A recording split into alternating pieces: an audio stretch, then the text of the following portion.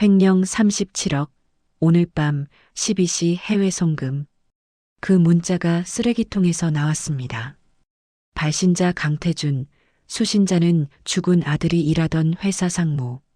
저는 미화원이지만 30년 경력 세무조사관이었습니다. 사연 시작 전 구독과 좋아요, 어디서 듣고 계신지 댓글로 남겨주세요. 제 이름은 김순자입니다. 63세, 빌라 미화원이에요. 3년 전 아들이 죽었습니다. 대성건설 경리부 대리였던 아들 재호가 횡령 누명을 쓰고 투신 자살했어요. 그날 밤이 기억납니다. 경찰이 집에 왔어요. 김재호 씨가 회사 돈 37억을 횡령했습니다. 거짓말이에요. 우리 아들은 그런 애가 아니에요. 증거가 있습니다. 비자금 계좌가 발견됐어요. 아들은 억울하다고 했습니다. 엄마, 나 안 했어. 누군가 나한테 뒤집어 씌운 거야. 하지만 아무도 믿지 않았어요. 회사는 아들을 고소했고 언론은 아들을 범죄자로 몰았습니다. 일주일 후 아들이 회사 건물 옥상에서 뛰어내렸어요. 유서에는 한 줄만 적혀 있었습니다. 엄마, 미안해. 나는 억울해. 장례식장에 아무도 오지 않았습니다. 회사 사람들은 전화도 받지 않았어요. 저는 혼자 아들을 보냈습니다. 1년이 지났습니다. 우연히 아들 노트북을 켰어요. 파일들을 뒤지다가 이상한 문서를 발견했습니다. 37억 비자금 추적 보고서. 아들이 직접 쓴 거였어요. 회사 장부에 이상한 점 발견. 37억이 사라졌다. 강태준 상무 계좌로 의심됨. 강태준, 아들 상사였던 사람입니다. 아들이 맞았구나. 강태준이 범인이었어. 하지만 증거가 없었습니다. 아들 파일만으로는 부족했어요. 고민하다가 결심했습니다. 강태준을 직접 조사하기로요. 강태준은 101호 빌라에 살았습니다. 저는 그 빌라 미화원으로 지원했어요. 합격했습니다. 첫 출근 날 아침 6시 미화복을 입고 빌라에 갔어요. 101호 앞에 섰습니다. 문 앞에 쓰레기 봉투가 놓여 있었어요. 손이 떨렸습니다. 여기서 증거를 찾을 수 있을까? 봉투를 들고 수거함으로 갔어요. 하지만 버리지 않고 조용한 곳으로 가져갔습니다. 뒤쪽 창고였어요. 봉투를 열었습니다. 일반 쓰레기가 나왔어요. 음식물 찌꺼기, 티슈, 영수증. 하나씩 확인했습니다. 재활용 봉투도 열었어요. 신문, 우유팩, 종이상자. 그 사이에 찢어진 서류가 있었습니다. 주워서 펼쳤어요. 해외 계좌 개설 확인서. 계좌 주인은 강태준이었고 은행은 스위스 은행이었습니다. 잔액이 적혀 있었어요. 15억 원. 심장이 빨리 뛰었습니다. 이게 증거다. 조각들을 모두 주워 비닐봉지에 넣었어요. 그리고 쓰레기는 원래대로 버렸습니다. 집에 돌아와 조각들을 테이프로 붙였습니다. 완성된 서류를 사진으로 찍었어요. 하지만 이것만으로는 부족했습니다. 더 많은 증거가 필요했어요. 다음 날도 101호 쓰레기를 확인했습니다. 그 다음 날도, 그 다음 날도. 일주일 후 영수증 더미에서 이상한 걸 발견. 고급 레스토랑 영수증이었습니다. 금액이 500만 원. 뒤에 메모가 적혀 있었어요. 박상무님과 저녁. 박상무. 대성건설 상무였습니다. 왜 강태준이 상무와 비싼 식사를 했을까요? 2주 후 결정적인 걸 찾았습니다. USB였어요. 작은 USB가 쓰레기 봉투 구석에 있었습니다. 집으로 가져와 컴퓨터에 꽂았어요. 파일이 20개 정도 있었습니다. 엑셀 파일이었어요. 첫 번째 파일을 열었습니다. 비자금 관리 대장. 숨이 멎었습니다. 날짜별로 돈이 기록돼 있었어요. 2020년 3월 5억 건설 프로젝트 A. 2020년 7월 8억 건설 프로젝트 B, 2021년 2월 12억 건설 프로젝트 C, 총액이 37억이었습니다. 스크롤을 내렸어요. 마지막 항목이 있었습니다. 2021년 9월 김재호 대리에게 떠넘기기 완료. 제 아들 이름이었습니다. 눈물이 났어요. 재호야, 엄마가 알았어. 내가 억울했다는 거. USB를 복사했습니다. 원본과 복사본 3개를 만들었어요. 이제 경찰에 신고할 수 있었습니다. 하지만 한 가지 더 필요했어요. 강태준과 박상무가 직접 대화하는 증거요. 한 달이 지났습니다. 매일 쓰레기를 확인했지만 더 이상 중요한 건 나오지 않았어요. 어느 날 밤 101호에 불이 켜져 있었습니다. 11시가 넘었는데도 불이 꺼지지 않았어요. 다음 날 아침 쓰레기 봉투가 평소보다 많았습니다. 확인해 봤어요. 서류가 가득했습니다. 대부분 회사 문서였어요. 그 중에서 휴대폰을 발견했습니다. 액정이 깨진 옛날 폰이었어요. 왜 휴대폰을 버렸지? 집에 가져가서 충전했습니다. 30분 후 켜졌어요. 문자함을 열었습니다. 첫 번째 문자.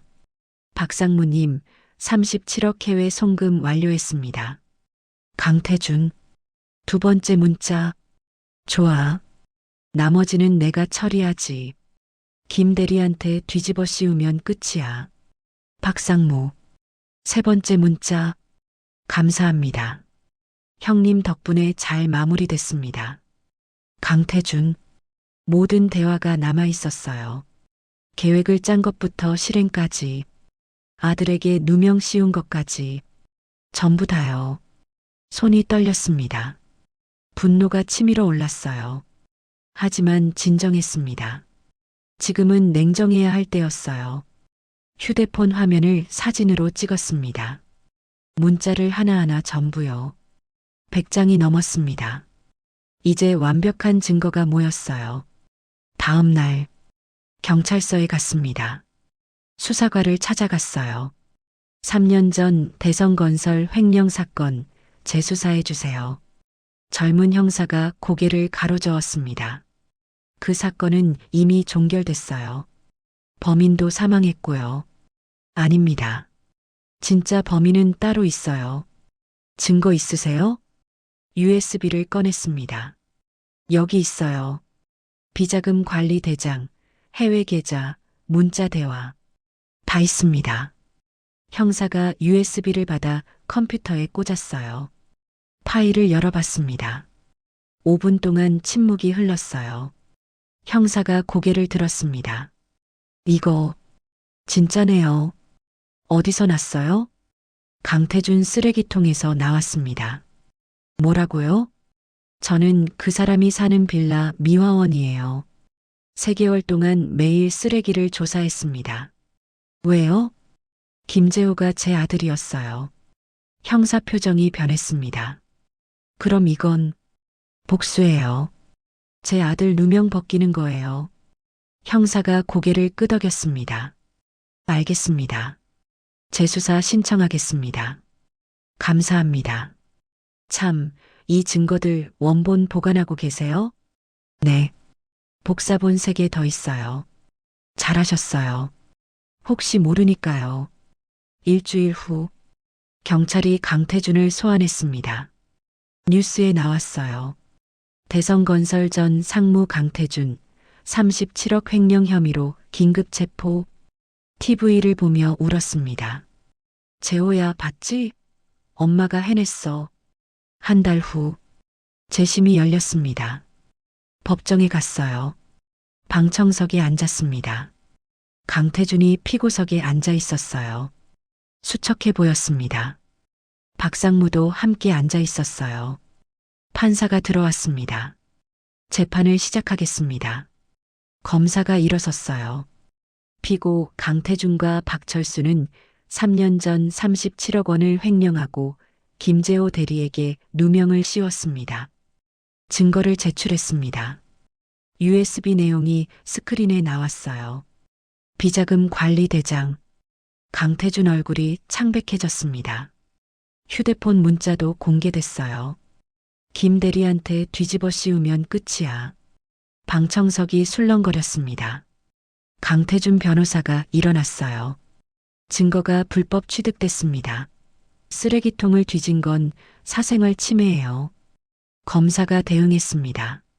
버려진 물건은 소유권이 포기된 것입니다. 불법이 아닙니다. 판사가 서류를 검토했어요. 3시간의 재판이 이어졌습니다. 마지막에 판사가 망치를 들었어요. 피고 강태준에게 징역 5년을 선고합니다. 피고 박철수에게 징역 4년을 선고합니다. 추징금 37억 원, 김재호 씨 유족에게 위자료 3억 원을 명령합니다. 또한 김재호 씨의 무죄를 인정합니다. 망치 소리가 울렸어요. 방청석에서 박수가 터졌습니다. 저는 눈물을 흘렸습니다. 재호야, 내 억울함이 풀렸어. 이제 편히 쉬렴. 재판이 끝나고 일주일 후 낯선 번호로 전화가 왔어요. 김순자 씨세요?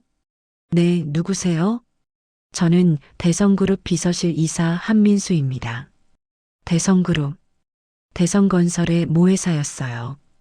회장님께서 김 여사님을 뵙고 싶어 하십니다. 왜요? 직접 말씀드리고 싶다고 하십니다. 내일 오전 10시에 본사로 와주실 수 있으세요? 알겠습니다. 다음 날 대성그룹 본사 빌딩에 갔습니다. 60층 건물이었어요. 로비에서 엘리베이터를 탔습니다. 60층 회장실, 비서가 안내했어요. 넓은 사무실이었습니다. 창밖으로 서울이 한눈에 보였어요. 책상 뒤에 70대 할아버지가 앉아 계셨습니다. 대성그룹 회장 강준혁이었어요. 앉으세요, 김순자 씨. 의자에 앉았습니다. 회장이 고개를 숙였어요. 강태준은 제 조카입니다. 그 아이 때문에 무고한 젊은이가 목숨을 잃었습니다. 정말 죄송합니다. 변명의 여지가 없습니다. 하지만 용서를 구하고 싶습니다. 용서는 제가 할 게 아니라 아들이 할 거예요. 알고 있습니다. 그래도 속죄하고 싶습니다. 회장이 서류를 꺼냈습니다. 위자료 10억 원을 추가로 드리고 싶습니다. 아니요. 거절하시겠습니까? 돈은 필요 없어요. 다만 한 가지 부탁이 있어요. 말씀하세요. 대성건설의 아들 이름으로 장학금을 만들어주세요. 직원 자녀들을 위한 거요. 회장 눈이 반짝였습니다. 김재호 장학금이요? 네.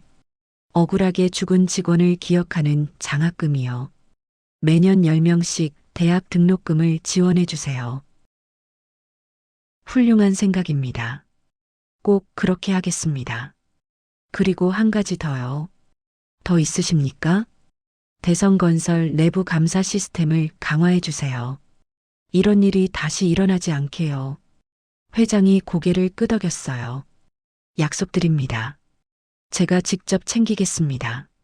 사무실을 나왔습니다. 엘리베이터 안에서 눈물이 났어요.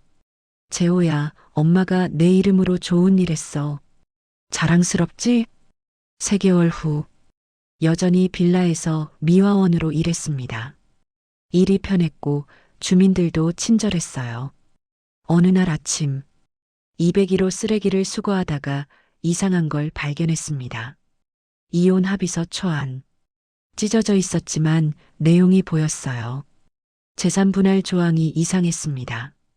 남편이 아파트와 예금을 모두 가져가는 내용이었어요. 아내는 아무것도 못 받게 돼 있었습니다. 이건 불공정한데. 201호는 30대 부부가 살았어요. 아내는 전업주부였고 남편은 회사원이었습니다. 고민했습니다. 이건 내 일이 아닌데. 하지만 점심시간 201호 앞에서 아내를 기다렸어요. 실례합니다. 30대 여자가 돌아봤습니다. 네, 미화원 아주머니세요? 죄송한데 잠깐 얘기 좀 할 수 있을까요? 무슨 일이세요? 조용한 곳으로 갔습니다. 혹시 이혼하실 계획 있으세요? 여자 얼굴이 굳었어요. 어떻게 아셨어요? 이거 쓰레기통에서 나왔어요. 합의서 사진을 보여줬습니다. 여자가 놀랐어요. 이게 남편이 몰래? 네. 그런데 내용이 이상해요. 재산을 남편이 다 가져가게 돼 있어요. 저는 아무것도 몰랐어요. 변호사 상담 받아보세요. 결혼 10년 넘었으면 재산 절반은 받을 수 있어요. 감사합니다. 몰랐으면 큰일 날 뻔했어요. 2주 후 201호 여자가 저를 찾아왔어요. 아주머니 고맙습니다. 잘 해결됐어요? 네. 변호사 통해서 재산 절반 받기로 했어요.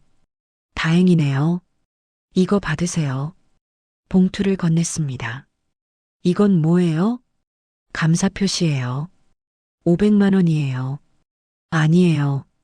이건 못 받아요. 제발 받아주세요. 아주머니 아니었으면 전 파산했어요. 남편이 빚도 제 명의로 만들어 놨더라고요. 그랬군요. 결국 받았습니다. 이 돈으로 제호 장학금에 기부해야겠다. 반년이 지났습니다. 제 소문이 동네에 퍼졌어요. 101호 미화원 아줌마, 쓰레기로 사건 해결한대요.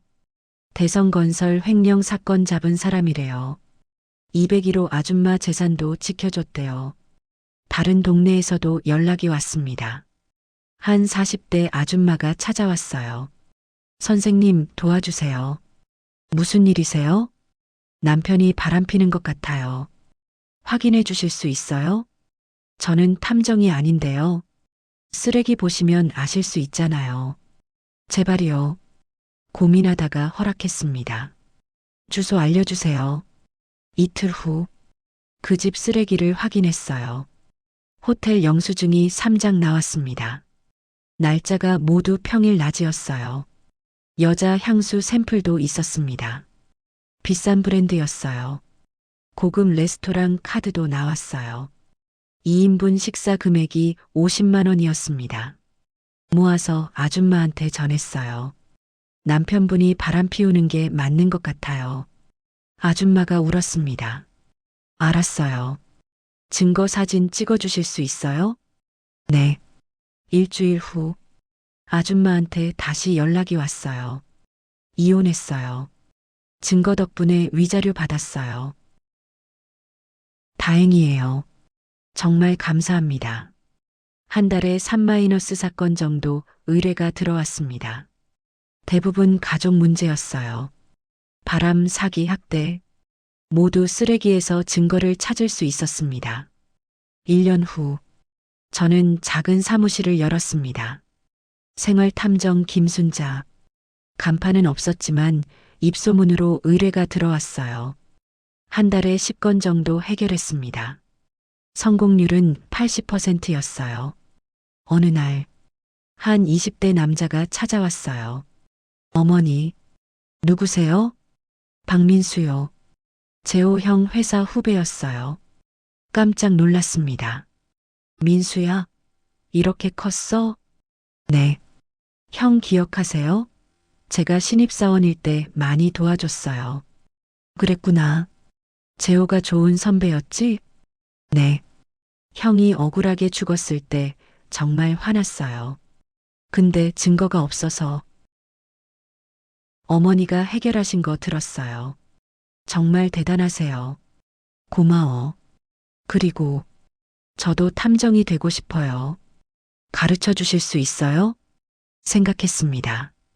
왜 탐정이 되고 싶어? 억울한 사람들 돕고 싶어요. 형처럼 누명 쓴 사람들이요. 힘든 일이야. 괜찮아요. 배우고 싶어요. 좋아. 같이 하자. 민수는 빠르게 배웠어요. 쓰레기 분석, 증거 수집, 조사 기법. 6개월 후, 민수 친구 2명이 더 합류했습니다. 우리는 4명 팀이 됐어요. 한 달에 20건 정도 해결했습니다. 어느 날 저녁, 사무실에서 회의를 했어요. 이번 달 10건 해결했어요. 민수가 보고했습니다. 수고했어. 근데 어머니, 우리 본격적으로 회사 만들면 어때요? 회사? 네. 정예 탐정 사무소 같은 거요. 다른 팀원들도 동의했어요. 좋은 생각이야. 그럼 이름 뭐로 할까? 진실 탐정소는 어때요? 좋아. 그걸로 하자. 2년이 지났습니다. 우리는 10명 팀이 됐어요. 모두 억울한 경험이 있는 사람들이었습니다. 누명, 사기, 배신. 우리는 쓰레기로 진실을 찾았어요. 한 달에 30건 정도 해결했습니다. 작은 사무실은 비좁아졌어요. 더 큰 곳으로 이사했습니다. 어느 날 80대 할머니가 찾아왔어요. 딸이 요양원에서 학대당하고 있어요. 증거 있으세요? 없어요. 하지만 딸이 멍투성이에요. 면회 갈 때마다 요양원 이름이 뭐예요? 희망요양원이요. 조사해 보겠습니다. 팀원 둘을 보냈어요. 3일 후 증거를 가져왔습니다. 폭행 장면이 담긴 휴대폰이 쓰레기통에서 나왔어요. 직원이 실수로 버린 거였습니다. 경찰에 신고했어요. 요양원 원장이 검거됐습니다. 할머니가 울며 감사했어요. 고맙습니다. 딸을 살려주셨어요. 밤, 사무실에서 혼자 앉아 있었습니다. 벽에 걸린 사진을 봤어요. 아들 재호 사진이었습니다. 재호야, 엄마 제대로 살고 있지? 내 억울함을 풀고 다른 억울한 사람들도 돕고 있어. 창밖을 봤습니다. 서울 밤하늘에 별이 반짝였어요. 민수가 들어왔습니다. 어머니, 아직 안 가세요? 응. 생각 좀 하고 있었어. 무슨 생각? 재호 생각. 그리고 우리가 도운 사람들 생각. 100명 넘었어요. 우리가 도운 사람들. 그래. 100명. 재호 형도 자랑스러워 할 거예요. 그랬으면 좋겠다. 민수가 의자에 앉았어요. 어머니, 다음 달에 큰 사건 하나 있어요. 뭔데? 대기업 횡령이요. 제보가 들어왔어요. 얼마나 큰 사건? 100억 규모래요. 또 시작이네. 네. 또 시작이에요. 우리는 웃었습니다. 싸움은 끝나지 않았어요. 하지만 우리는 멈추지 않을 겁니다. 억울한 사람이 있는 한, 진실이 숨겨진 한, 우리는 계속 쓰레기를 뒤질 거예요. 거기에 진실이 있으니까요. 쓰레기는 거짓말하지 않습니다. 버려진 것들이 때로는 가장 큰 진실을 담고 있죠. 이 이야기가 힘이 되셨다면 좋아요와 구독 부탁드립니다. 여러분도 작은 것에서 진실을 찾은 경험 있으신가요? 진실이라는 댓글로 응원의 마음을 나눠주세요.